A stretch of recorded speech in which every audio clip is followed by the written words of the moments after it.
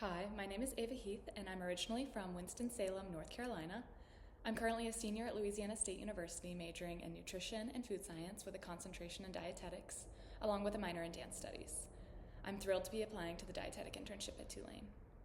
Outside of nutrition, I'm deeply involved in dance, yoga, and creative movement, which has shaped my discipline and my interest in performance health. What distinguishes me from other candidates is my ability to integrate lived experience with clinical training through my work with Dr. Jennifer Jackson at Keystone Nutrition in Lafayette, Louisiana, within correctional healthcare nutrition. Training in Louisiana and preparing to serve communities like New Orleans has strengthened my commitment to public health and given me a systems level perspective on nutrition care that extends beyond individual counseling.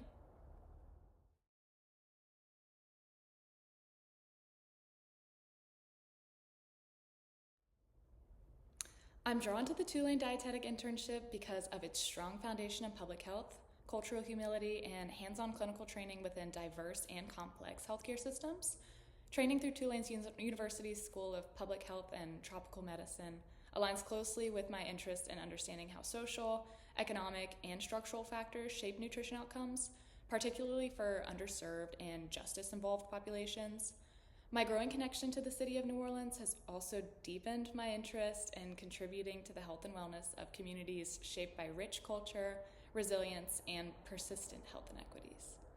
From the internship, I hope to gain advanced clinical competence and confidence in navigating interdisciplinary healthcare teams across varied practice settings. I'm especially eager for a deeper exposure to community-based and correctional health environments where nutrition care really requires adaptability, advocacy, and systems-level thinking.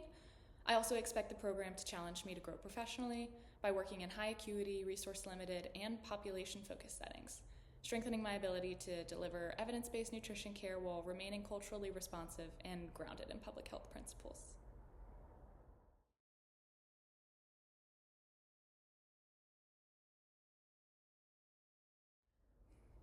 I want to be a dietitian because nutrition sits at the intersection of physiology, behavior, culture, and access.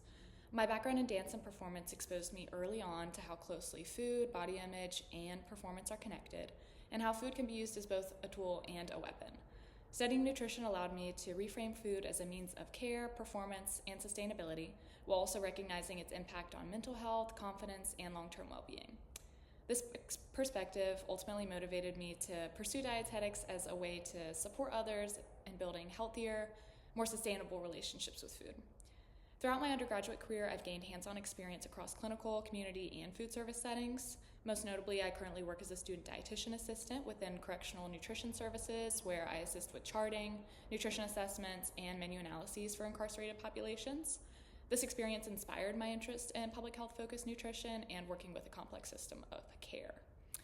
Immediately after completing my internship, I see myself continuing my work with Dr. Jennifer Jackson in correctional and public health-focused healthcare, strengthening my foundation in medical nutrition therapy while contributing to systems-based nutrition for underserved populations. In 5 years, I envision myself as a registered dietitian with advanced credentials, remaining engaged in correctional and public health settings while potentially integrating performance nutrition for dancers and athletes.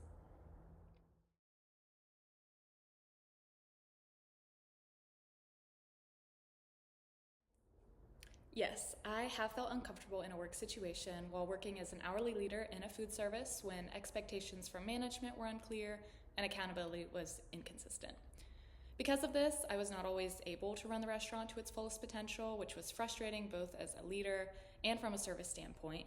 I often found myself navigating customer concerns that stemmed from operational gaps outside of my control, while still being expected to hold up quality, efficiency, and professionalism on the floor. In those situations, I focused on what I could control by supporting my team, maintaining standards as consistently as possible, and communicating transparently with customers to resolve issues respectfully. During an internship rotation, I would address concerns calmly and professionally, first seeking clarification or guidance from my preceptor when appropriate, and if needed, I would follow the internship's chain of communication to ensure concerns are handled respectfully and constructively. I believe discomfort can be a signal for growth, but it should never compromise safety or ethical standards.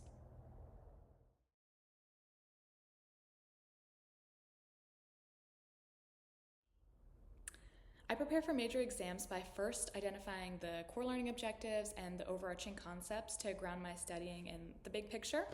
And then I use active review strategies such as rewriting the material in my own words, creating concept maps or visualizations, and I often reiterate the material aloud as if I were trying to explain it back to myself or a potential patient or a peer. I focus on understanding the underlying mechanisms of the content and its prevalent clinical relevance rather than trying to rely on memorization alone, which helps me apply information to new scenarios and case studies. To reinforce retention, I usually space my studying over time, revisiting the most challenging concepts intentionally, and I love to use practice questions to assess gaps in my understanding.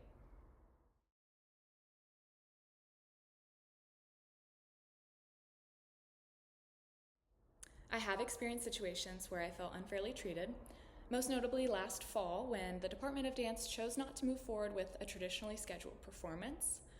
Recognizing the importance of this opportunity for students, I took it upon myself to organize and host the showcase through my dance club, LSU Dance Ambassadors, where I currently serve as president, after receiving permission to do so. As the planning progressed, the decision was met with resistance by the professors that originally supported me, and what began as a logistical pushback culminated into a formal dispute that required the involvement of the dean of the College of Music and Dramatic Arts as well as the campus life mediator. Throughout this process, I remained focused on professional communication, carefully documenting approvals, asking clarifying questions, and advocating for our dancers in a respectful manner. Rather than reacting emotionally, I prioritized transparency, collaboration, and accountability while standing firm in our original agreement. Navigating this situation reinforced the importance of leadership under pressure, self-advocacy, managing up, and composure in challenging environments. And ultimately, the showcase moved forward and became the most well-attended performance to date, affirming this value of persistence and clear communication and leadership.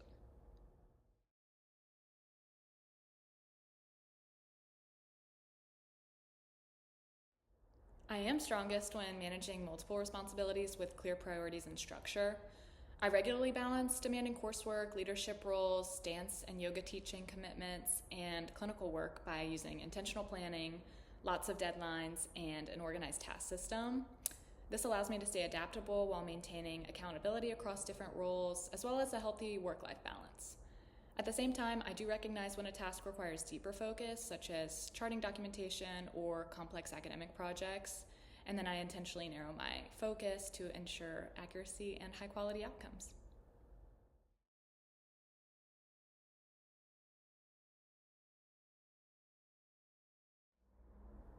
In the past, I've worked with peers who approach group projects very differently than I did, especially when it came to effort, organization, and attention to detail.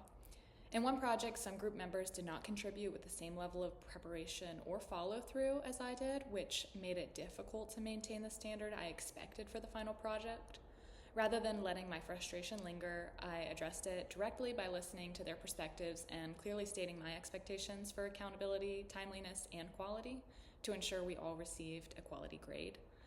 Once we grounded the conversation and shared outcomes and responsibilities, it became much easier to redistribute tasks in a way that was fair and realistic. The project moved forward more smoothly, and it reinforced for me that effective teamwork requires not only flexibility, but clarity to ensure that everybody's contributing meaningfully. Thank you for your time and consideration. I sincerely hope to continue my education at Tulane.